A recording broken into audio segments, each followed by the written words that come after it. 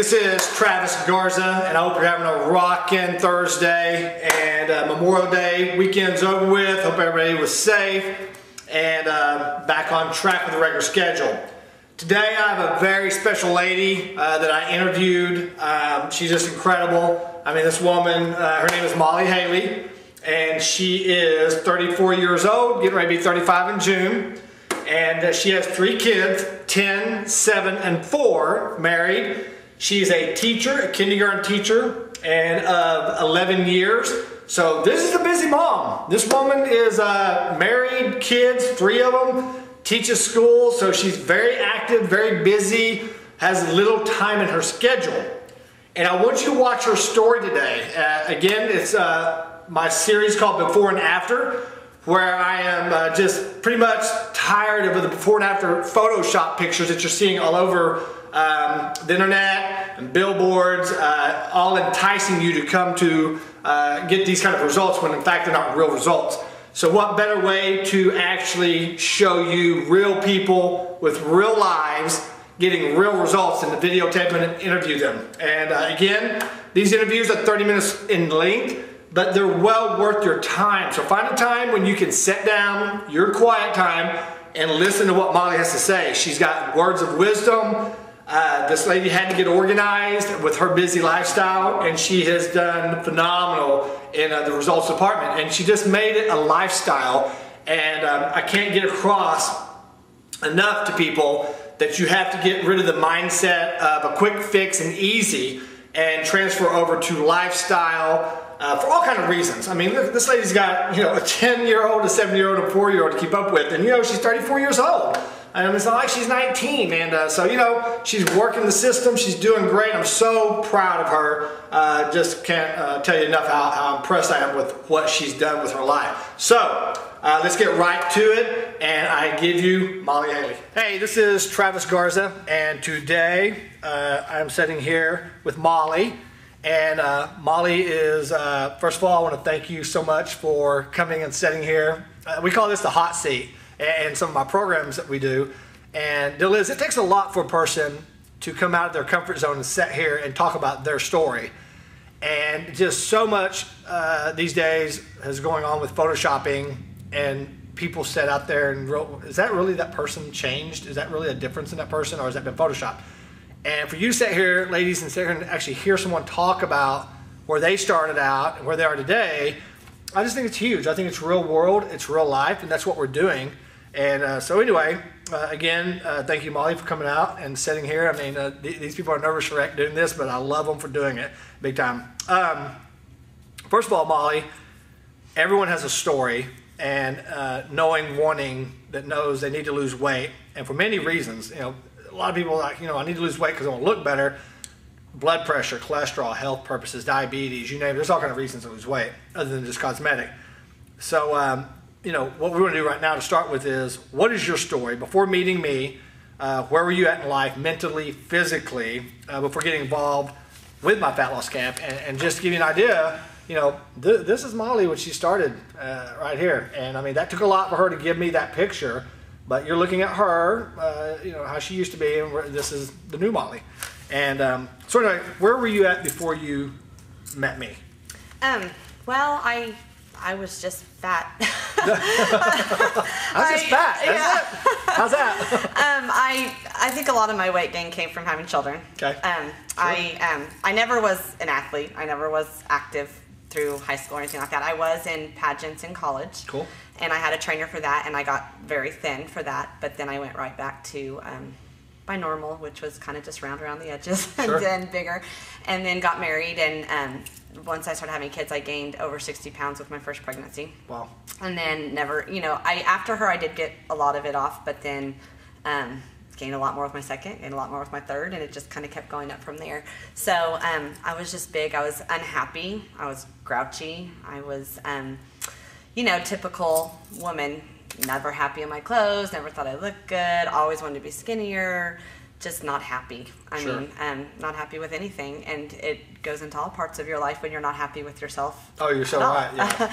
So I was just kind of, and I'm sure my husband hated hearing me complain all the time, but that's what you do when you're not happy. And so I was just, and mentally, that's where I was. I was just not happy with anything, and a lot of it was because I wasn't happy with how I felt, how I looked, and that plays into all parts of your life. And see, so many people don't analyze it and break it down and see that that's all connection there.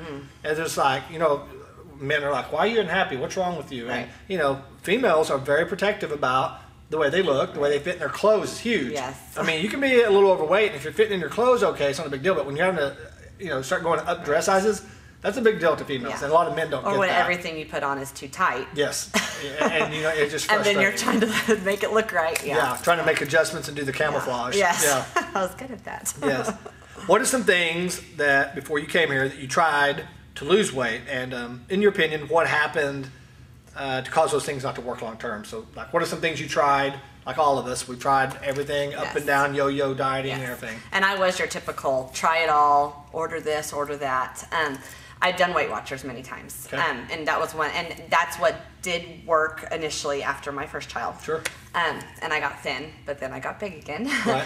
And I just found that not working for me because it wasn't a lifestyle for me to sit there and count points, and I would go back to it, and it would always work initially, and then it would Sure. stop working because I would get sick of all the work involved with it. Right.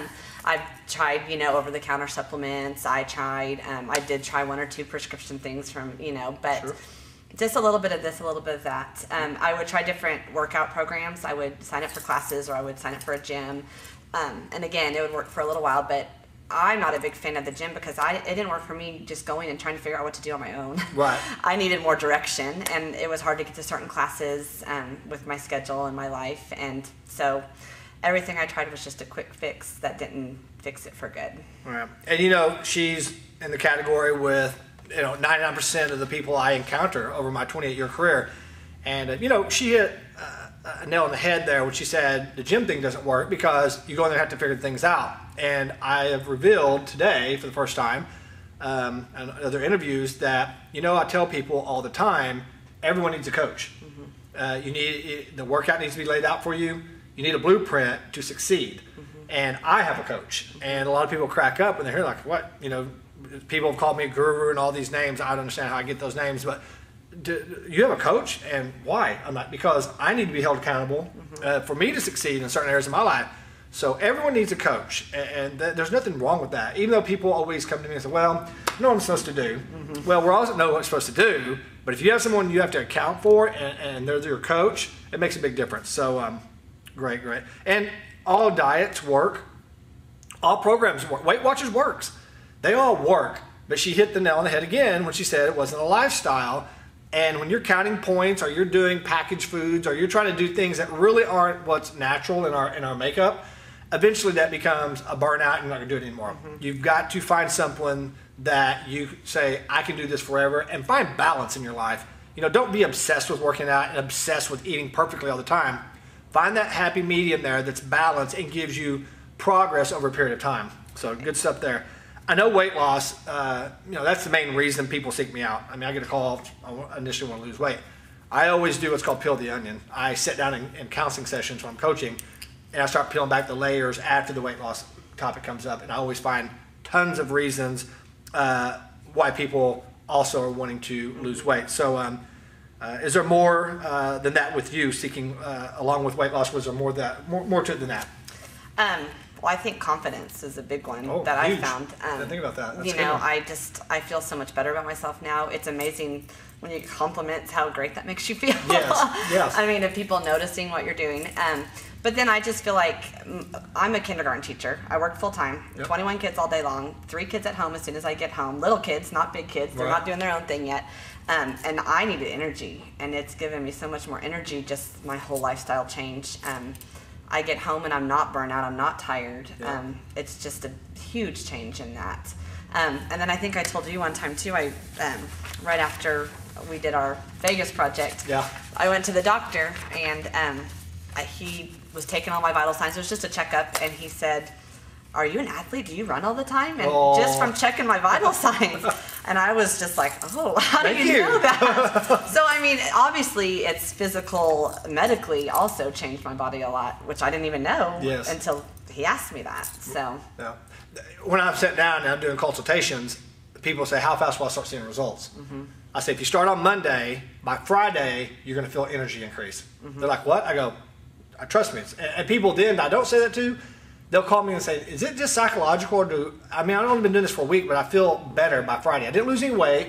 I mean, you're not going to lose weight in a week like that, but you feel better. and I will say on the days that I come versus the days that I don't come, because I usually come 3-4 times a week.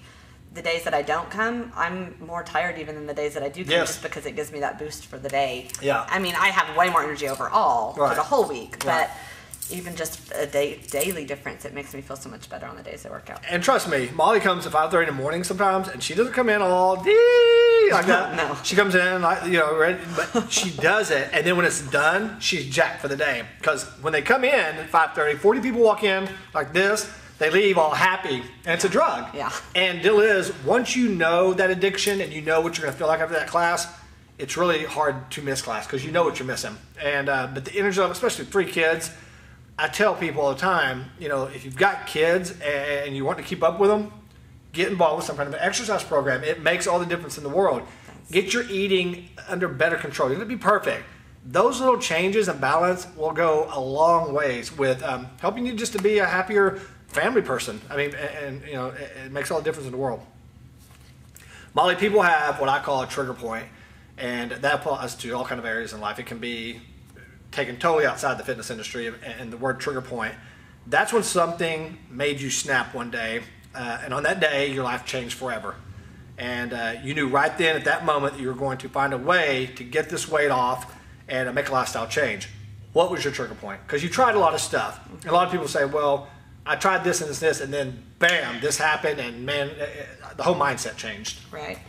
I was thinking about that, and I don't know that I have one exact point, but when I started last year for the Revolution, which was your 3-month program, I did okay.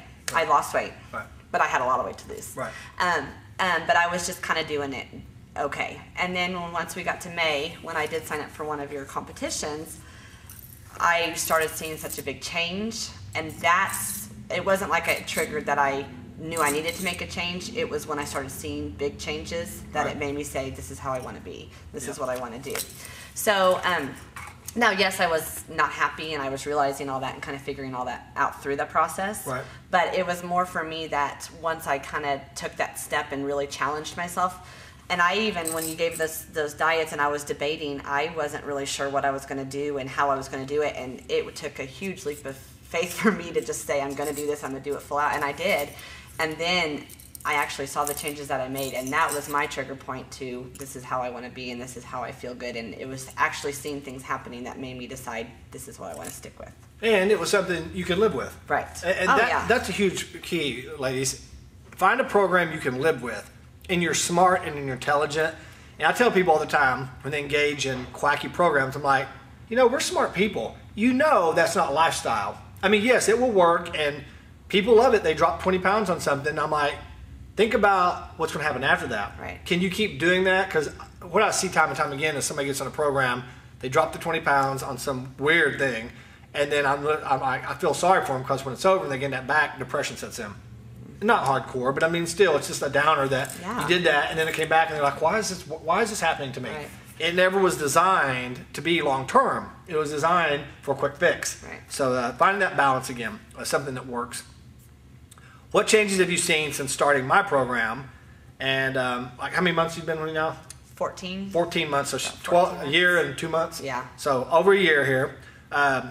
Since you started, changes you've seen physically, strength, clothes, energy, happier. I mean, what just stands out? All of it. All of the above. Yeah. Clothes are huge. Yeah. I mean, I actually enjoy shopping. I love going to buy new clothes. I love trying stuff on. Yeah. I love being able to look at certain clothes that I hadn't looked at for years. So you didn't used to be that way about that? Oh, no. I would dread having to go buy Easter outfits for the family because that means I had to get me one, too. Yeah, right. I mean, I always enjoyed clothes, but I got mad when I was there trying them on because Yeah. nothing ever fit like I wanted it to. Energy, which I already said, Right. energy's been huge. Physically, strength, I will say that one huge thing, I have horrible knees. Okay. And I've had surgery on both my knees. And when I first started, I couldn't do a lot of stuff. And I know I emailed you and said, what do I do about this, that? I couldn't do a lot of stuff because of my knees. And I know that I use that for an excuse, right. probably a lot, because, oh, I've had knee surgery. I can't do that. I can't do that. But now I can do everything. And it's because I've strengthened the muscles around my knees. Quads up. and I knew that like when I had physical therapy after my surgeries. But, you know, that was years ago and you don't keep doing that. But now that I mean, you give breaks, but I don't always have to take the breaks anymore. I mean, it's been, you know, and it's, you give modifications, especially for things like that for your knees, but most everything I can do. And I can say I probably have just about as bad of knees as anyone who could come to this place, because I've had surgery on both of them and I need more surgery on them. But so physically, that's a huge step for me to be able to do everything and keep doing it and, you know, not have to take those breaks anymore. And I wasn't even aware that I knew she had the bad knees, but I didn't know that she had actually become to a point where she's doing it all now. Yeah. And I mean, there's a couple. That right there alone is worth just that. You can do the video now and say, that's such a major accomplishment, because think about what she uses those for in her life right now. Everything, you know, so. And there's still a few things I modify, but only because of certain problems with my knees, not because they're not strong enough to do the work anymore. That's good stuff. That's awesome. I love that. Big question. How do you feel today compared to when you did start? I mean, how do you think and approach nutrition and the workouts now? And when I say that is, people say, what do you mean, how do I approach nutrition and working out? Because a lot of people, talked to a lady earlier today, and, you know, she used to look forward to lunch, and I use the word lust. I mean, dinner, you know, what are we going to have, and what kind of great spread can we have? Versus now, she's just like, you know, that fuels my body. I got to eat this, and she makes it good and everything. But how did you change your approach? Because the biggest obstacle so many people have is changing that eating lifestyle, and like, oh my gosh, I got to go work out. I know I need to, but I got to go do it. How do you now go, I'm doing this, I'm good? Well, it's become, I think part of the working out has just become such a habit. It's just what I do. Yep. I mean, and I will say I'll never look forward to getting up that early in the morning, but I look forward to how I feel the rest of the day. Right. It makes such a difference in how I feel the rest of the day. And once I get to school that morning, I'm just like, and I mean, I've so many times driving to school after I've gotten ready and gone home and got the kids, I'm just like, gosh, I feel so good right now. I'm ready for the day. Yes. Whereas I didn't feel that way before. And nutrition-wise, I mean, yeah, it's just, you just get to where that's just what you do. I mean, and it fuels your body. Do you still look forward to a little cheat here and there? Yeah, but I don't think about it all day long. I don't worry about it all day long. I pack my salad for lunch and I come to school and that's what I'm going to have. And it's a totally different mindset on that. And I will say one thing that has stuck out in my head that you told us at one of our meetings is the set point thing with your body. You told us that once you lose weight, and, you know, I've kind of lost it in chunks at different intervals, that your body has a new set point. And I mean, I'm human. I have great weeks and I have horrible weeks. Yes. And I'll cheat for a day, but sometimes I'll cheat for a week or two and I'll get in a bad rut and I have to motivate myself and get going again. But I've always kind of stayed within this weight range now because I never go crazy like I was going before. Yes. I might do bad compared to what I normally do, but my body knows the right thing to do now, and I do the right thing most of the time, and it keeps me where I need to be. Right. And did you hear what she just said? She's a human being. People think that they go into places, they have to be the almighty expectation of perfection, and that's just how we're wired. We don't preach that here. A, we preach modification. B, we talk about when you're eating, do better than you did before you came here. Each week, try to do better. You're never going to do perfect. She tells you, I've gone off my diet, I've come back on. But what she's talking about in a set point is she stayed diligent. And by the way, we have a cheat day built into our program. So one day a week, you're allowed to eat what you want. There's a lot of physiological reasons we do that to help you lose fat. But it's a good mental break too. But once she has lost a certain amount of poundage, done the right way, she won't ever gain that weight back unless she completely quits working out and goes down that road again. That's her new set point. And as every year goes by, you talk to Molly again next year, she'll be at a new set point. And then a new set point. Even though she binges here and there, and it's not really a binge, but if you want to call it that, you know, she's not going to gain that weight back because the body does not put weight on that easily. People think that it does, but it doesn't. It just, you just can't throw it back on, and it doesn't work that way. So that's. Yeah. I will say though that you can feel it. Oh yeah, the physiological. Yeah. I mean, I feel totally different on sure, those weeks that I don't. That's not fake. That's real. Yeah, when you put that kind of crap in your body. And it makes you want to do good again. It Yes. makes you want to stay diligent and get back on your plan because it just feels so crappy. And you know what? What's cool is, you know, it's always a work in progress. You're always wanting to do better, and that will never quit. But once you've gone down the road of feeling good for a while in our camp, and then you do that, you feel how you used to feel real quickly. You want to change it back again. Someone new, we have to really work with them for a while till they get that feeling. And then after a while, I even have people say, do I have to do the cheat day because I feel like crap on my cheat day? And I was like, you know, you used to feel like that all the time. You just didn't recognize it. Yeah, you didn't know it. Because we get immune to pain. That becomes just the way of life. And even though you're feeling crappy, you just think that's what you're supposed to feel. And you're not, you know, that's not real. So this is the big question, total. How much weight have we lost? Right on 40 pounds. 40 pounds. So we have gone from, 40 pounds total, and that's been over a period of how long? About 14 months. Okay, and again, I'll say this. Some people will sit there and say, she took 14 months to drop 40 pounds. I'm like, that is such permanent fat loss and huge when it's done the right way, because she didn't just drop water weight and burn her muscle tissue up. She lost fat a little bit at a time along the way to where now she's in a different body that, again, she's going to have to work to put that back on. It's not like she can go off her program and it's just going to gain back again because it was all false to begin with. So that's real. How many dress sizes? Well, I started around a 16 and now I'm buying 8s and 10s. Oh, man, that's big. Yeah. So 16 to 8s and 10s, that's good stuff. I love that part. This is a question ladies are, you know, that are watching this right now may ask, and because so much, you know, for years I've been a fat loss camp, and boot camp became a fad, so we kind of got roped into that, and the word fat loss camp is written on everything. But you know, a lot of the boot camps and places like that, people yell at you and scream, and they try to kill you, even though you're not ready for that, and nor do you need that. What do you think about our program at our fat loss camp, and mainly, which is huge to people watching, what do you think about the instructors as far as their mentality of how they are with you? I love the camp. I love that it challenges me, even though I've been here for over a year. I love that when I started, it was really hard, and it's still hard. You know, some things I've done, I feel like videos and things that you do, you get started, and they're hard at first, but then by a year later, you're like, this is so easy because it never challenges you. This keeps challenging you the whole time. Right. I love how there's breaks, there's modifications.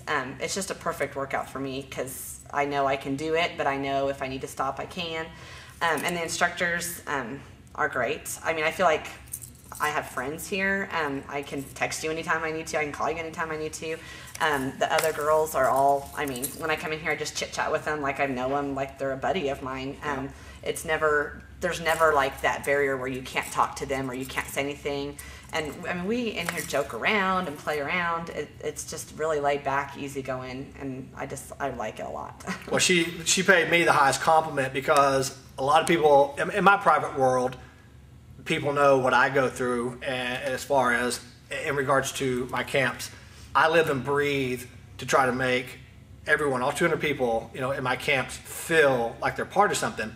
And I mean, if I feel like somebody's not, it bothers me. And a lot of people come up to me and they say, you know, you kind of got a little cult thing going on. And I said, yes, I do. Cult in a good way. I said, but that's why I use the word tribe members. When they sign in, they see the word tribe member by their name.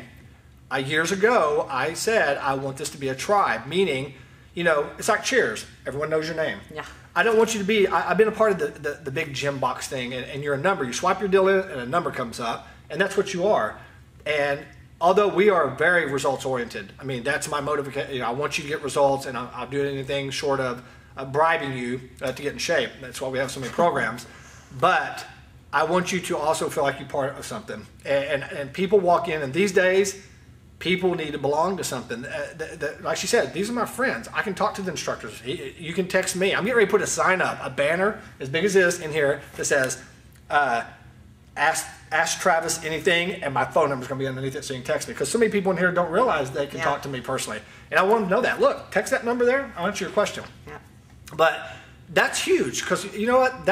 She's got friends here that she may not have ever met in her life. People she never would have encountered before. This is her group. She comes in, and what's cool, I was talking to a lady earlier, is they motivate each other. they overlap. I mean, they actually take a reciprocal of what I try to do, and it just rolls. I mean, she had 2 ladies come in today that signed up because of her. I mean, you know, and it's just the way it works because it's one big family, and I work hard to make it a cult, and I'll continue to work on that. So that's awesome.